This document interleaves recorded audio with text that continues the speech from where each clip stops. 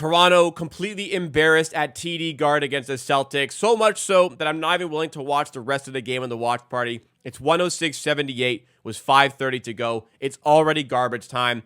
No point of watching the rest of this. I'm going to get nothing out of watching this as a fan. Let's get into our post-game show, talk about where it went wrong and how it got just this bad in Boston.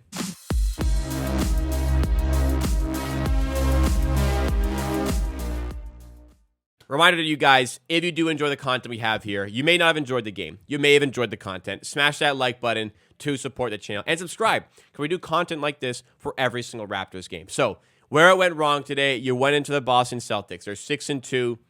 I would consider them the best team in the NBA, but obviously, I did not expect to win today. The Raptors were 9-point underdogs.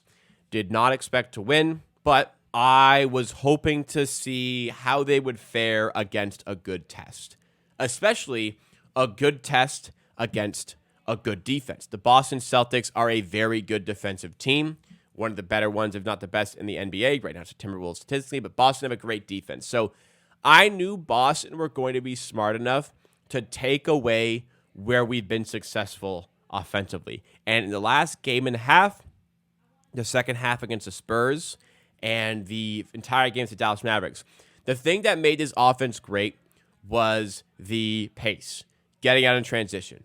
Boston completely took that away and just like high school level almost just went zone. They straight up just went zone defense the entire game. They sat back and literally dared this team to shoot. They said, if you're going to beat us today, you're going to have to shoot for it. Boston were willing to live with that. The Raptors had an off night shooting again, so like a bad night shooting, as they have had many times this season. And the fact that at this point in the game, 4:47 to go, the Raptors are 9 of 36 from 3, 25%. We've hit 25% of threes in a game where they're literally letting us shoot threes. That tells you all you need to know. The way the Boston Celtics administer their defense today is a problem. You know, losing to Boston at TD Garden, even though we're on 2 nights rest and they're on a second night of back-to-back, I get it. I wasn't expecting to win. But the manner in which we lost today and the ease at which they were able to shut us down should be alarming. It should set off some alarm bells for this Raptors team. Very humbling experience today. We were on the high of that big win against Dallas, turning the corner on the offensive end. But it should be alarming that they can basically just say, either you hit your threes or you're not going to win. And it comes to that, you know. That's death of the year. C Live says to stop bitching. I wouldn't say this is bitching. This is flat out how the game went. The Celtics went zone, took away the transition game, and we had no ability to beat it. We had no way around it. You have Scotty Barnes taking 9 threes, going 2 of 9. Like, you know, I'm all for Scotty Barnes. He's doing well this season. We were talking about it earlier on in the watch along, saying that his form is for real, his shooting is for real. But I don't need to see 9 threes taken by Scotty Barnes. I don't. 9 of his 15 field goal attempts today are from 3. Like take your threes, but don't take 9. And OG, who is a fundamental piece for floor spacing for this team, goes 2 of 8. Like, I made a video on the main channel saying that, like, OG is so important to the offense for spacing, but, like, you really notice it when he's not hitting threes. You have a game tonight where he's 2 of 8 from 3, 25% of his 3-point opportunities. Like you see how Boston shut us down.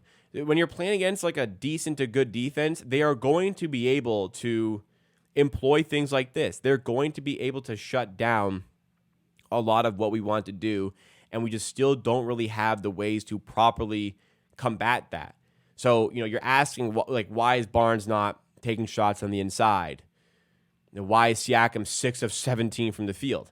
There's nowhere to go. There's nowhere to go on the inside. There's no bailout point.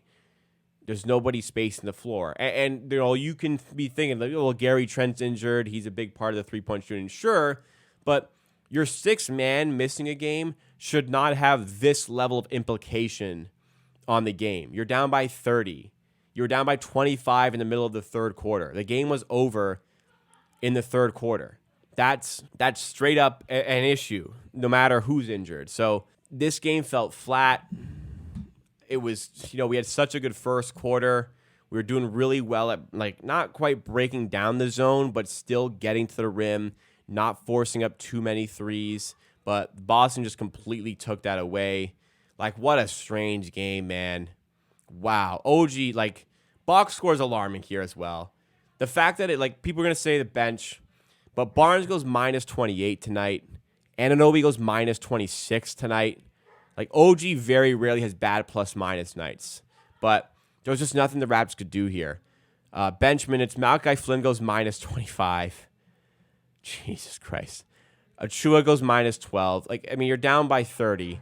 Things of that nature are going to happen to your team. But there's just, I can't really comment on this individual statistics because, OG goes 3 of 13 because he didn't hit threes. Siakam goes 6 of 17 because he missed all four of his threes. And he has no space to work on the inside. Barnes goes 4 of 15 because he takes 9 threes because there's no space on the inside. Pirtle goes 6 of 10. He was 6 of 8 earlier. Actually was more effective than I thought he'd be tonight. Schroeder goes 3 of 7. Wasn't really able to bail us out from a three-point shooting standpoint. There's not much I can do with the box score here. Offensively, they shut down everything we wanted to do. We had no way to combat that. Where there shouldn't be a problem is the Raptors' defense. And Boston had their way with us. They have 58. There was 3:39 to go in the game. They have 58 points in the paint. They've shot 57% from the field. They've been extraordinarily efficient on two-pointers. They're 37.5% from three, but they're 56.8% from the field.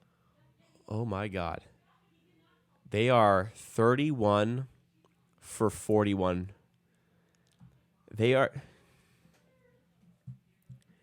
It's worse than I thought. They are 31 of 41 on twos. 31 of 41. That's above 75%. 31 of 41. So as much as the defense struggled, they faced no resistance at finishing in the paint either. At finishing their twos. Very limited resistance on defense. Well, I knew it looked bad. I didn't know it was this bad.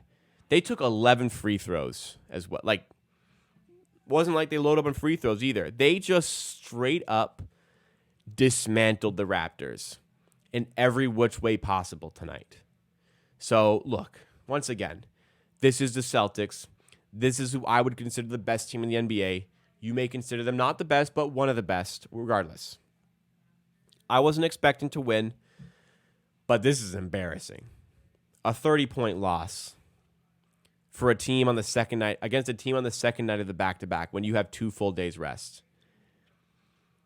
It's very alarming. It's very concerning, and it should be a wake-up call. I don't know what, Masai Ujiri, Bobby Webster, Raptors decision makers looking at this one.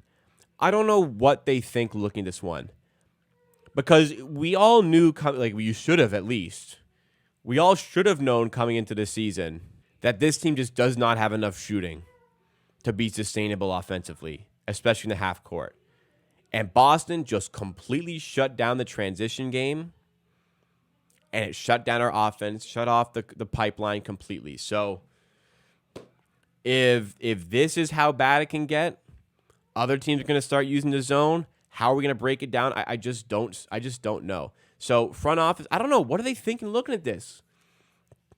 Because they didn't address the shooting really again this summer. They did draft Grady Dick, and granted, he's got to start hitting some shots here and there. But there's a lot. There's a lot that needs to happen here for this team to be successful. It can't be that easy to just completely take our game away, and it was for the Celtics here. So. Bit of a humbling game, but ultimately, at the end of the day, they're a good team.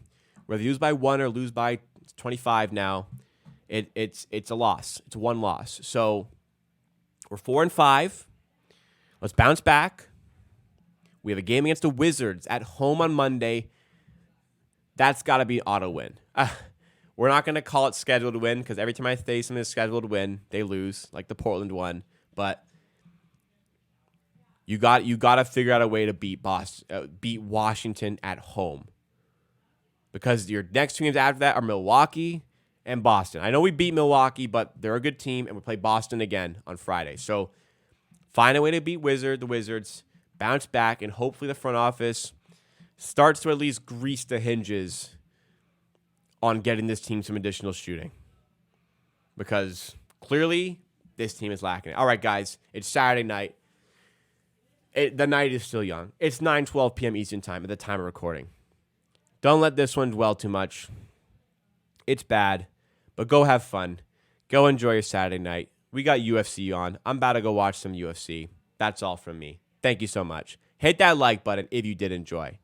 We do content like this for every Raptors game, so hit that subscribe button as well. We'll see you again next time as the Raptors play the Wizards on the Monday.